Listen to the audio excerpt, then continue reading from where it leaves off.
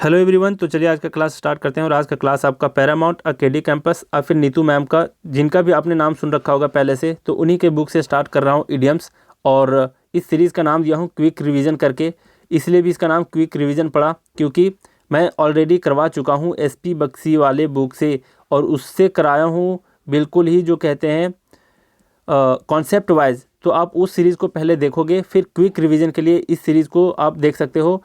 और इसका एक और इम्पोर्टेंस क्या है कि एसपी बख्शी में जो भी छूटा बढ़ा हुआ चीज़ है, यानी कुछ ऐसी चीज़ें हैं जो एसपी बख्शी में नहीं दी गई हैं, तो उसको कंप्लीट करने के लिए और एसपी बख्शी को कंप्लीट करने के लिए एज ए कॉम्प्लीमेंट्री कह सकते हो, तो मैं इस बुक से करवा रहा हूँ। तो आप इसको फॉलो करो अच्छे से। अब देख लो, जो लोग नए हो, नहीं जानते त्रिगीतम फोरम क्लब क्या है, तो टेलीग्राम पर एक ग्रुप है। आप टेलीग्राम ऐप पे जाओगे, त्रिगीतम सर्च करोगे, ये ग्रुप आपको मिल जाना है, और वहाँ से आप आसानी से प्रीवियस ईयर के क्वेश्चन को क्विज़ेस के फॉर्म में अटेम्प्ट कर सकते हो, प्रैक्टिस कर सकते हो। अब जिनको मुझसे पर्सनल गाइडेंस चाहिए, आप इस नंबर पर व्हाट्सअप करोगे। इसमें मैं टास्क देता हूँ वीकली, और अगर आपकी एफिशिएंसी ज़्यादा है तो एक वीक में 2-2, 3-3 टास्क भी कर सकते हो, और ऑनलाइन टेस्ट भी दे सकते हो। उसी टास्क के अंदर में से मैं पूछता हूँ। लेकिन हाँ, इस पे आपको बिल्कुल कॉल नहीं करना है, क्योंकि कॉल करोगे मैं ब्लॉक करूँगा, क्योंकि आजकल कुछ ज़्यादा ही लोग कॉल कर रहे हैं बिना पूछे ही। तो आप लोग ऐसा मत किया करो। दूसरी बात यह है कि बहुत सारे स्टूडेंट हैं, अगर मैं सबको वैसे ही हैंडल करूँ तो बताओ मेरा टाइम कैसे चला जाएगा सब, फिर मैं पढ़ाऊँगा कब आप लोगों को, है ना। अब दूसरी बात यह है कि देखते हैं, अब सीधा हम लोग आते हैं इसके ऊपर, बाद में करेंगे बातें कुछ। ये देख लो, आज का जो फर्स्ट इडियम है क्या है, ये है आपका सेट वंस हार्ट ऑन। क्या मतलब होता है इसका? तो set one's heart on, once जहाँ भी आपको मिल जाए ना, जैसे यहाँ है, यहाँ भी है, और भी है बहुत जगह पे। तो जैसे ही आपको वंस मिला करेगा ना, आप समझना यहाँ समवन की बात कह रहा है, समवन किसी एक व्यक्ति की बात कह रहा है।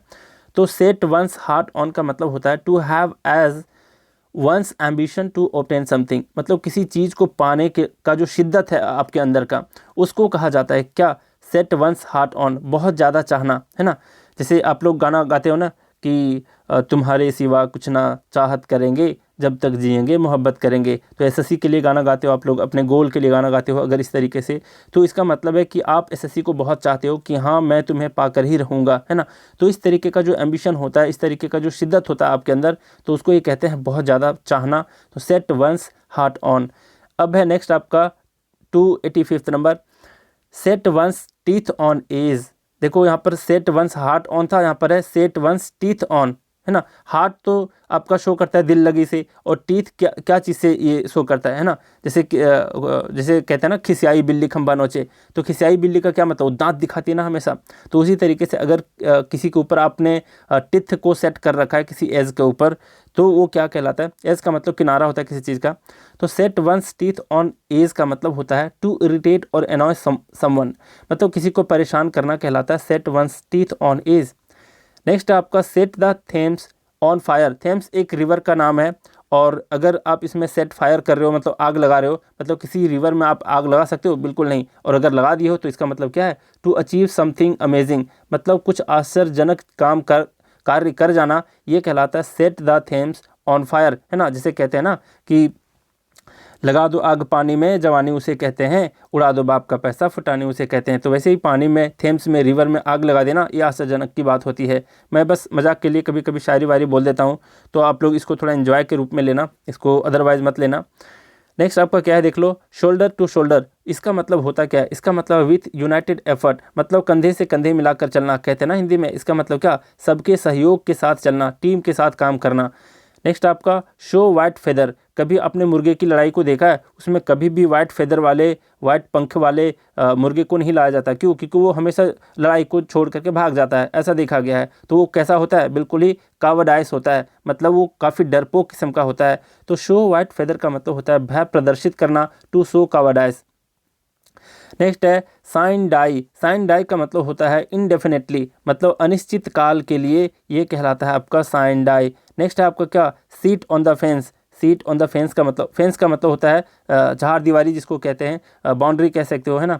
तो इसका मतलब सीट ऑन द फेंस का मतलब होता है refuse to take side in a dispute, मतलब किसी डिस्प्यूट में किसी एक व्यक्ति का पक्ष लेने से मना कर देना। किसी व्यक्ति का पक्ष नहीं लेना कि मतलब मैं बाउंड्री पे रहूँगा, ये बाउंड्री है अगर, तो मैं यहीं पे खड़ा रहूँगा, ना इधर का ना इधर का, मतलब किसी का पक्ष नहीं लेना। मतलब सीट ऑन द फेंस यही कहलाता है कि किसी का पक्ष नहीं लेना। नेक्स्ट है स्लीप ऑफ द टंग, मतलब आपकी जुबान फिसल जाती है ना।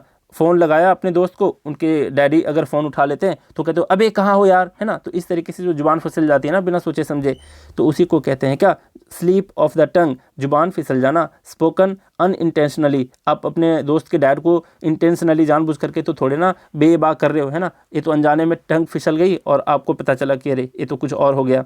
तो स्लीप ऑफ द टंग का मतलब होता है जुबान फिसलना। नेक्स्ट है स्लो कोच। स्लो कोच का मतलब होता है a person with lazy approach of working, मतलब आलसी व्यक्ति को कहा जाता है स्लो कोच। और एक और ध्यान देना, इसी तरीके से होता है एक कॉच पोटैटो, यहाँ पर कोच नहीं है कॉच है, हैं।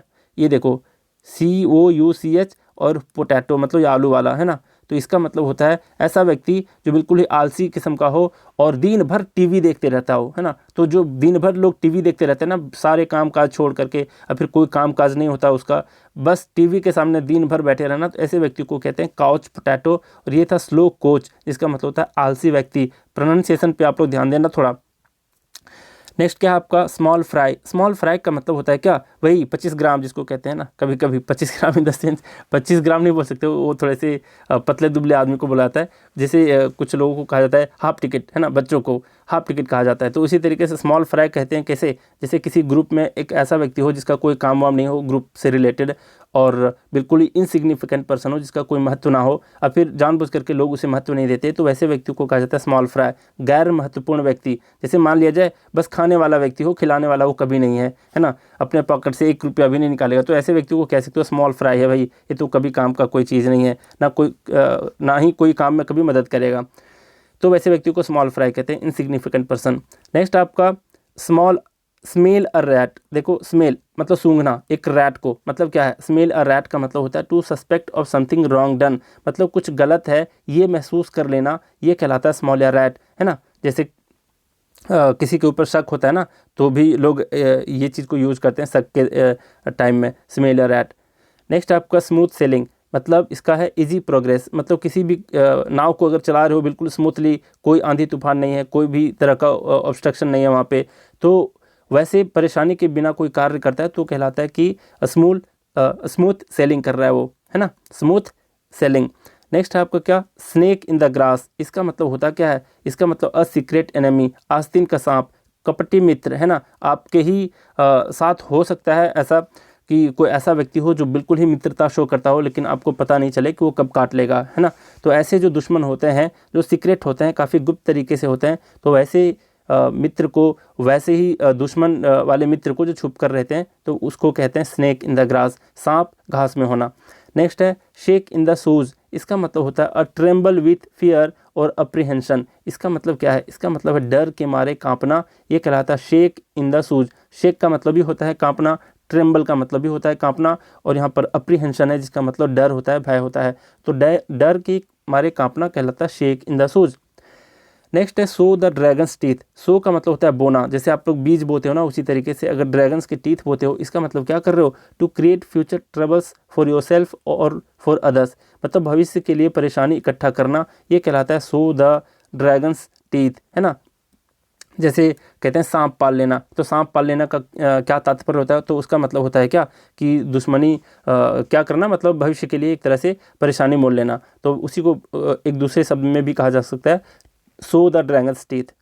नेक्स्ट आपका स्पीक वंस माइंड, मतलब क्या, मन की बात करना, मोदी जी की तरह, है ना। और पता चले स्टूडेंट लोग पूरा डिसलाइक पे डिसलाइक ठोके जा रहे हैं वहाँ पे, तो स्पीक वंस माइंड का मतलब होता है speak what one really thinks, कि कौन व्यक्ति कैसा क्या सोचता है, तो और वह अगर कुछ अपनी मन की बात कहता है जो रियली वो दिमाग में सोच रहा होता है, तो उसी की बातों को कहा जाता है मन की बात करना, स्पीक वंस माइंड, है ना। बनी बनाई बातें नहीं करना, मन की बातें करना, दिल से करना। नेक्स्ट है स्पीक एंड स्पैन। इसका 2 मीनिंग होता है, पहला होता है किसी चीज़ का सुव्यवस्थित तरीके से होना, इन ऑर्डर होना, दूसरा होता है नीट एंड क्लीन, मतलब साफ़ सुथरा होना किसी जगह का, तो ये भी कहलाता है स्पीक एंड स्पैन। आप लोग भी अपने कमरे को थोड़ा साफ़ सुथरा रखा करो, है ना। स्टूडेंट लाइफ में बहुत लोग इसको नज़रअंदाज कर देते हैं, जो कि बहुत ही गलत करते हैं।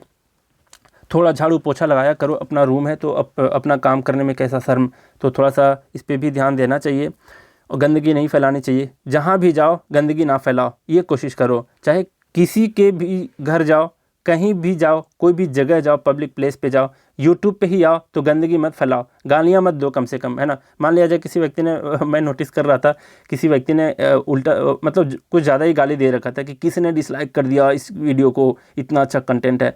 तो आप में और उसमें कोई फ़र्क नहीं रहेगा। वो क्या कर रहा है, इस दुनिया में, इस यूनिवर्स में एक निगेटिविटी का वाइब्स छोड़ रहा है, और आप भी उसे गालियां दिए जा रहे हो, तो उसमें और आप में क्या फ़र्क है। तो गालियां मत निकाला करो, है ना। गालियां निकालोगे तो क्या होगा, आपकी मेंटालिटी ही ख़राब होगी। और इसमें क्या, एक तो जानते हो आप लोग न्यूटन्स का थर्ड लॉ क्या कहता है, ये प्रकृति में हर जगह यूज होता है, न्यूटन्स का थर्ड लॉ, कि आप जो भी कार्य करते हो उसका इक्वल और अपोजिट रिएक्शन आपको मिलेगा ही। कोई भी एक्शन करो उसका अपोजिट और इक्वल आपको मिलेगा ही रिएक्शन। मतलब यूनिवर्स में निगेटिविटी छोड़ते हो, तुम्हारे साथ निगेटिव ही होगा, कभी पॉजिटिव नहीं होने वाला तेरे साथ। लेकिन दिन भर किसी के लिए अच्छा करते हो, अच्छा सोचते हो, खुद के लिए अच्छा करते हो, सोचते हो, तो होगा क्या कि तुम्हारे साथ भी अच्छे ही होने हैं। ये प्रकृति का नियम है। तो निगेटिविटी ना फैलाओ, कचरे ना फैलाओ कहीं भी जा करके। नेक्स्ट क्या है आपका, अगर आपको कोई चीज़ पसंद नहीं है देन मूव ऑन, आप उसके ऊपर ध्यान ही ना दो। तो लेकिन हाँ, निगेटिविटी फैला करके मत जाओ। किसी को रास्ता दिखाना एक अलग बात है, एक पॉजिटिव होकर के किसी को रास्ता दिखाना अलग बात है, अपना फीडबैक देना अलग बात है, लेकिन वहाँ पे कचरा फैला देना ये तुम्हारी मेंटालिटी की पहचान है। नेक्स्ट क्या है देख लो, नेक्स्ट आपका stand on one's own legs. जैसे कहते हैं ना कि अपने पैरों पे खड़ा हो गया बंदा, इसका मतलब क्या हो गया कि वो सेल्फ डिपेंडेंट हो गया, आत्मनिर्भर हो गया, फाइनेंशियली आत्मनिर्भर हो गया। मान लिया जाए कि वह अब कमाना शुरू कर दिया है, मतलब किसी के ऊपर निर्भर नहीं है, तो उसको ही कहा जाता है stand on one's own leg, मतलब अपने पैरों पे खड़ा हो जाना।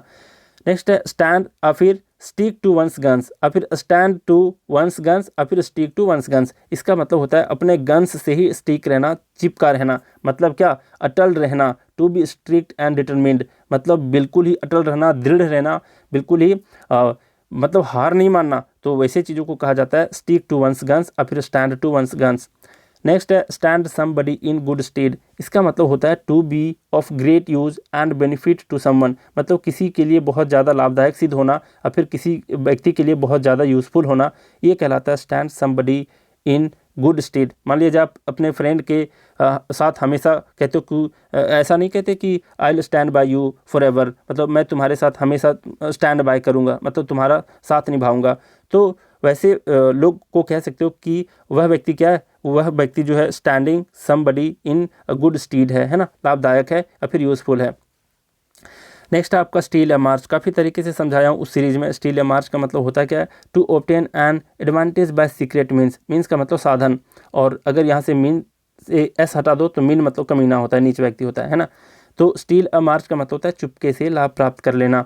नेक्स्ट है स्टेप इनटू अनदर शू, मतलब क्या है, स्टेप इनटू अनदर शूज़ का मतलब होता है to take over a job और फिर responsibility of some other person, मतलब दूसरे की रिस्पॉन्सिबिलिटी को लेना, जॉब को लेना, उसके कार्य को लेना और क्या करना, उसकी सारी जिम्मेदारियों को निभाना, ये कहलाता है step into another's shoes.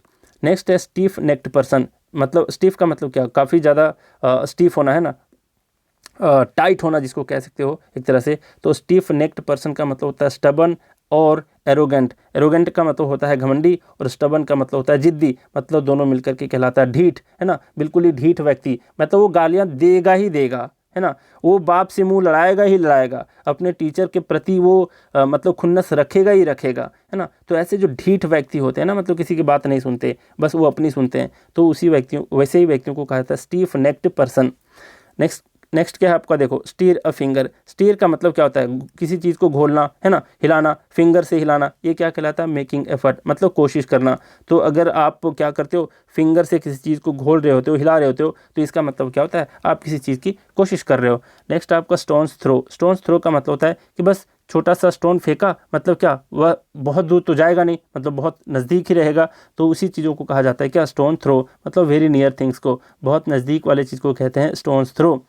Next है स्ट्रीट अरब्स। देख लो क्या है ये, स्ट्रीट अरब्स का मतलब होता है अ होमलेस पर्सन, ये specially who survives by begging, मतलब जो भिक्षा मांग करके, भीख मांग करके अपना गुजारा करते हैं और जिनका कोई घर बार नहीं है, बेघर हैं, अनाथ हैं, तो ऐसे लोगों को कहा जाता है स्ट्रीट अरब्स। नेक्स्ट है सम एंड सब्सटेंस। इसका मतलब होता है क्या है, मेन आइडिया और जिस्ट, किसी चीज़ का जिस्ट होना, मतलब किसी चीज़ का सारांश होना, समरी होना, है ना, ये कहलाता है, सारांश को, समरी को कहा जाता है सम एंड सब्सटेंस। नेक्स्ट है स्वैन सॉन्ग। स्वैन सॉन्ग का मतलब होता है द लास्ट सेरेमनी और फेयरवेल, है ना।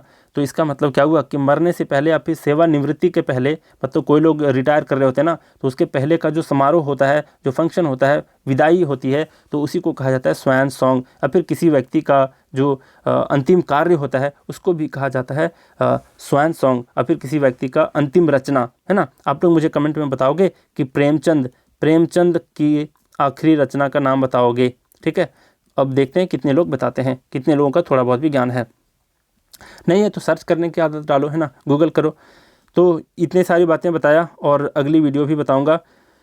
तो चलिए इस वीडियो को लाइक ज़रूर करना, यार मैं भूल जाता हूँ लाइक करने को बोलने को। तो आप लोग इस वीडियो को ज़रूर लाइक करो, शेयर करो, और हो सके तो 2-4 सब्सक्राइबर अपने तरफ से बढ़ाओ, ताकि आपके अंदर की ग्रैटिट्यूड की भावना बढ़े और आप हमेशा पॉजिटिव बना रहो। तो चलिए आज का क्लास यहीं रैप अप करते हैं। Thank you very much.